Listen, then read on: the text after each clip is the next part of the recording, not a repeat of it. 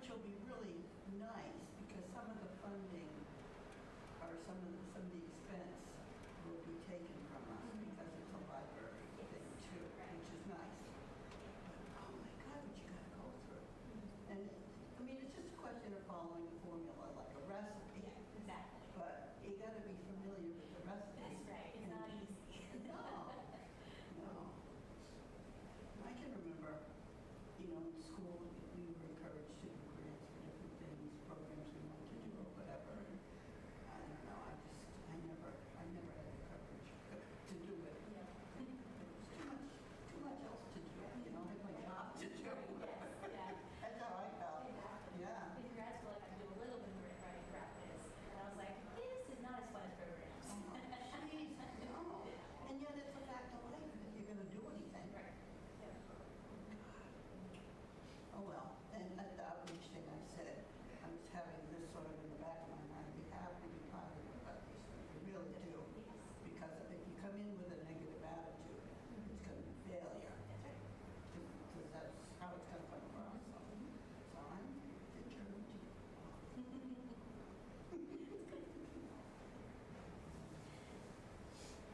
So we're Jeff's Abby's today? Yeah. Awesome. Got a better one.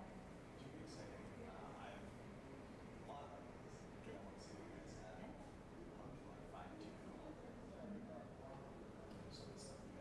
Oh. Coming. Just want to build them on. Yes. And then also, does the other stuff that I'm trying to do today? That's what. Did I hear Jeff Abby? Yes, we're having a meeting today at Jack's Abbey with Who orchestrated that? Downtown Framingham Inc. Their pizza's so good. Plus, they have, I think they call it a harvest salad. It's got either, I think it's butternut squash, Yeah. cranberries, and trust me, it's to die for. Yeah.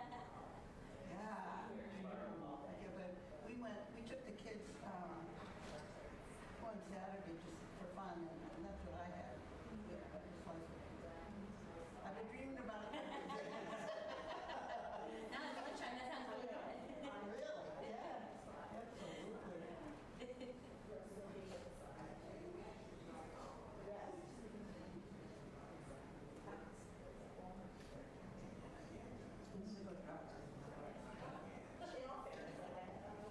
Sounds good. No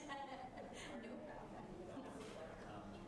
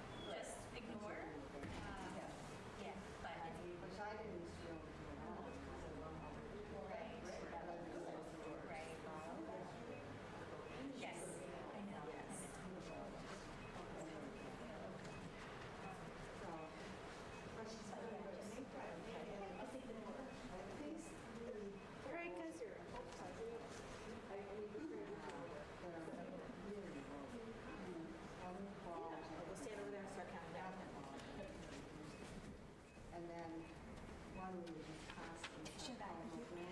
You can be there. Yeah, some of it's a little too much for you. Yeah, but she wants you to get, well, you probably. Well, good afternoon, everybody. Thank you so much for coming today. My name is Kira Stock. I am a member of the adult programming team here at the library. And it's my pleasure to welcome you, both in person and to those of you online, to today's Lunchtime Learning Series program. So a few housekeeping notes up front. Please silence your cell phones. There will be a time for questions after the presentation. There are evaluation forms in the room, if you wouldn't mind filling them out after the program. It's great feedback for us, and if you have any ideas about future programming, there's a place for that as well. And speaking of future programs, next month's Lunchtime Learning Series is going to be the 10 Warning Signs, which is presented by the Alzheimer's Association. We have a movie tonight, Where the Crawdads Sing. We have a film noir movie tomorrow, The Woman in the Window, starring Edward G. Robinson and Joan 15. And Monday night, we have our next installment of the Sustainability Series, and this one is about electric vehicles. Of course, we have a lot more programs. You can check our website and our newsletter for all of those. So today's speaker is Laura Rankin, Director of Programs and Education at the Framingham History Center. And Laura is going to be sharing the early history of Framingham Public Schools with us today. So if you would, help me welcome Laura. Well, thank you so much. It's wonderful to see so many familiar faces in our audience. So Framingham has a very long and somewhat complicated school history. In the almost 9 years of working at the Framingham History Center, I frequently receive inquiries about school locations, year ranges, and which grades are in each building that are no longer standing. Finally, in and research more when Framingham Public asked the museum to create a brief history of Framingham schools from its very beginnings up to Harmony Grove Elementary for the renaming celebration in 2021. Since then, I came across a new document that has provided additional tidbits of information for this presentation that I'm excited to share today. And I quickly want to point out that as we move through the slide, subtle in how the schools were named. They began as simply district number 2, before changing to different areas of town or street names, and finally, after Framingham's bicentennial in 1900, prominent people were honored. I also want to point out that there are an outstanding number of schools, and I have either purposely left out some because I haven't found a photo for them yet, or there's a guy to thank Ron who organized the dates from 1852 and 2008. This was immensely helpful in creating a timeline. I also like to thank Pat Lavin and Ruth Ann Tomasini for their research assistance, and of course the Framingham Public Library for inviting me here today. Interesting as I was researching, the grade structure that we're used to today is not what it was back then. So when we refer to the nursery, it's kindergarten, grades 1 through 3, primary, grades 4 through 6 were intermediate, grades 7 through 9 is grammar school, and grades 10 through 12 is high school.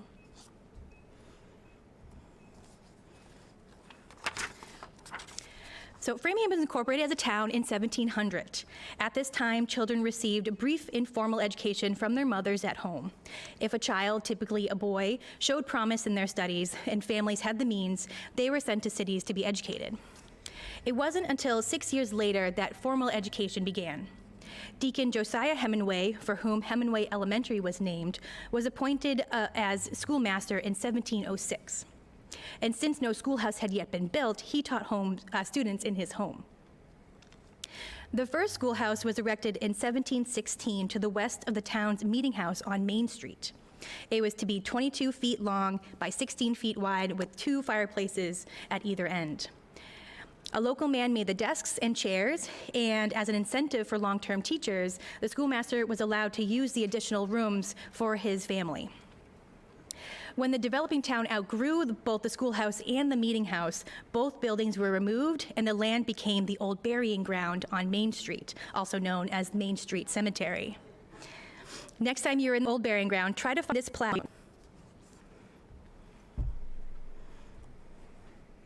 During the first 40 years of formal education, it was in which girls were taught in the summer and boys in the winter. In the 1700s, nearly everyone lived off the land, and boys needed to help their parents during the summer growing season.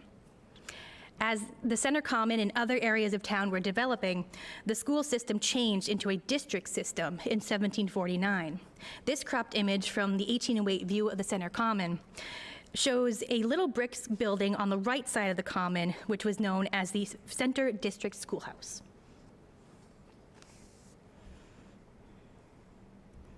Directly across the Common was this yellow brick schoolhouse behind a line of trees. It was known as the Academy Building. It was a private institution established in 1792